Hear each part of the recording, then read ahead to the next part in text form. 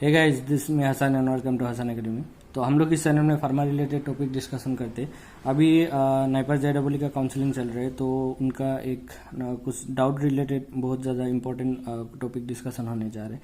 तो सबसे पहले मैं एक बात बोलने जा रहा हूँ। देखो, आपका जो भी डाउट है वो अगर कोई 100% क्लियर कर सकता है आपका डाउट, तो वो कर सकते हैं नाइपर हैदराबाद ही, ठीक है। बट हम लोग उस डाउट में थोड़ा बहुत डिस्कशन करेंगे क्योंकि जिस तरह आपको डाउट है उस तरह कुछ डाउट हम लोगों को भी है और उसका आंसर हमको भी पता नहीं है, ठीक है ना। और एक बात, वीडियो को लास्ट तक देखना।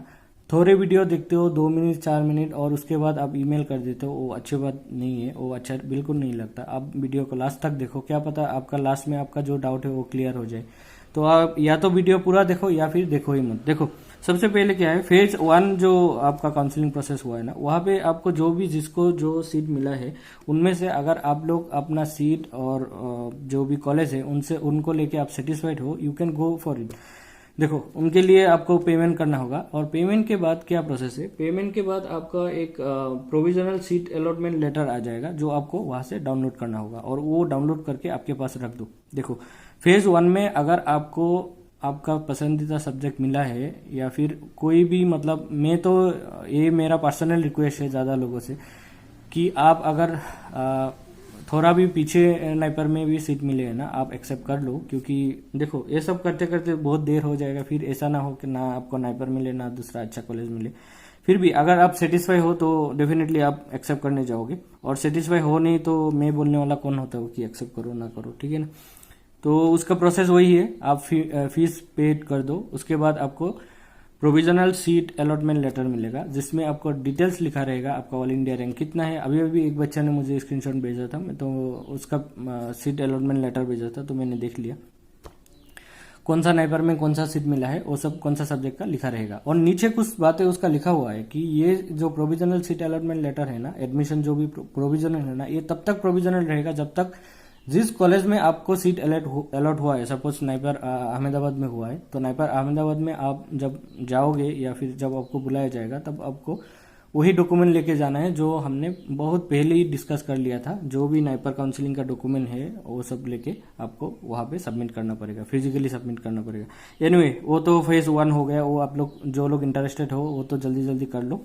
और लास्ट आवर तक वेट मत करो। अगर आई थिंक कल का शाम का 6 बजे तक लास्ट टाइम है, वो उसके आसपास मत जाओ, पहले ही कर लो। अगर आप कंफर्म हो आपको जो चाहिए था, स्यूटिक्स चाहिए था, स्यूटिक्स मोहाली में मिल गया है, जल्दी करो कि कुछ वेट करने का कोई जरूरत है ही नहीं। अब पेमेंट करो, अलॉटमेंट लेटर डाउनलोड करके रख दो, ठीक है ना।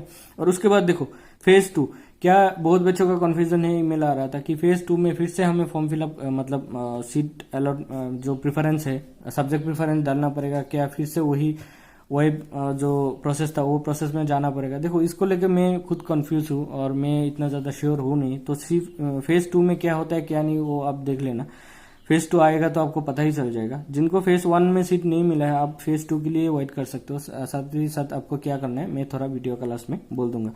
एंड फेज 2 में 2 का रिगार्डिंग जो भी बात है, ये सब एक्चुअली नाइपर हैदराबाद को ना, नाइपर हैदराबाद को सीजे को बहुत ज़्यादा अच्छे से गाइडलाइन के प्रोसेस से या फिर कुछ प्रोटोकॉल वगैरह दे देना चाहिए था पहले ही कि क्या होने जा रहा है, ताकि आपको बहुत सारी चीज़ें पता हो जाए, ठीक है ना। फेज 2 को लेके डाउट हो, और कुछ बच्चे ने ईमेल भेजा था, उनका कुछ रिप्लाई आया नहीं। आप लोग भी हो सके तो ईमेल वगैरह भेजो, देखो क्या बोलता है क्या नहीं, ठीक है ना।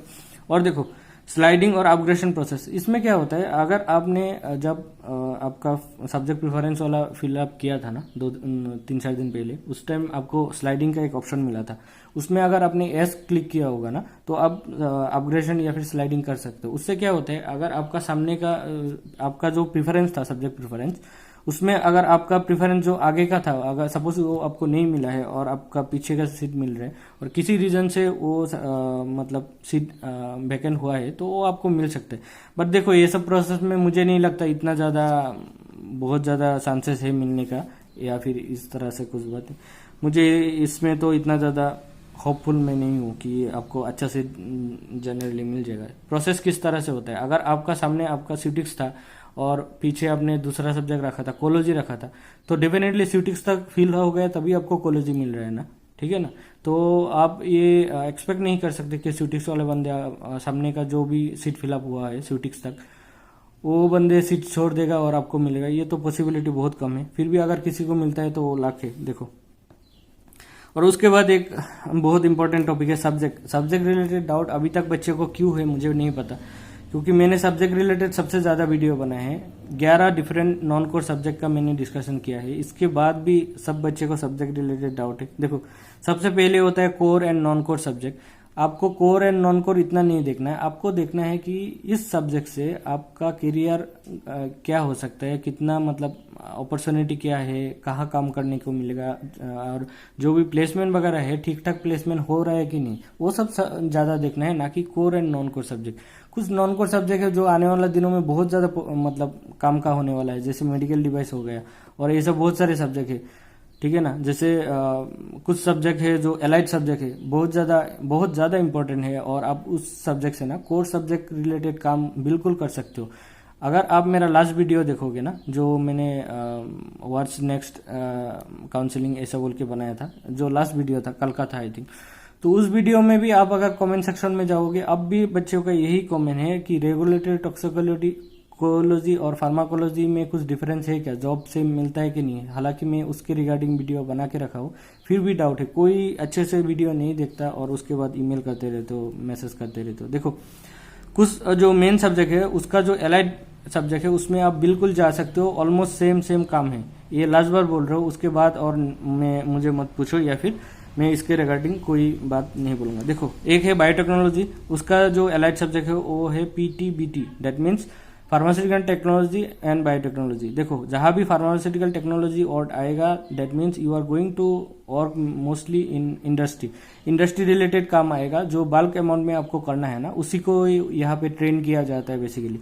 तो अगर बीटी में आपको नहीं मिल रहा है तो पीटीबीटी में आप डेफिनेटली जा सकते हो। और इस सब्जेक्ट से मेरा फ्रेंड भी है जो ऑलरेडी आईआईसीटी हैदराबाद में काम कर रहा है, ठीक है ना।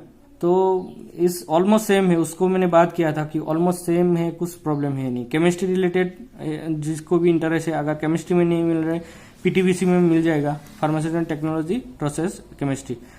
इंडस्ट्री में किस तरह से क्या होता है उसके रिगार्डिंग बात करते हैं। स्यूटिक्स में अगर नहीं मिल रहा है तो फार्मास्यूटिकल टेक्नोलॉजी फॉर्मुलेशन में मिल जाएगा। हालांकि स्यूटिक्स और इसका ऑलमोस्ट सेम काम है, और ऑलमोस्ट जॉब और बाकी प्लेसमेंट वगैरह भी सेम में होता है। कोलॉजी, फार्माकोलॉजी एंड टॉक्सिकोलॉजी में जिसको नहीं मिल रहा है, वो रेगुलेटरी टॉक्सिकोलॉजी मिल रहा है तो आप सीट एक्सेप्ट कर सकते हो, ऑलमोस्ट सेम तरह की काम होता है, ठीक है ना।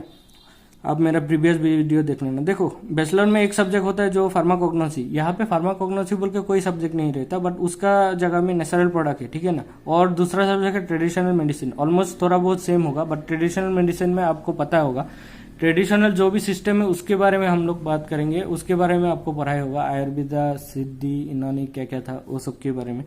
तो आप सोच लेना, और जाना है तो मेरा प्रीवियस वीडियो देखो, और आप अगर इंटरेस्टेड हो तो जा सकते हो। देखो, उसके बाद है college related issue. College related issue में कुछ बच्चे बोल रहा था सर नाइपर, कोई भी एक पार्टिकुलर नाइपर का, उसमें तो यही डिपार्टमेंट अच्छा है, बाकी अच्छा नहीं है।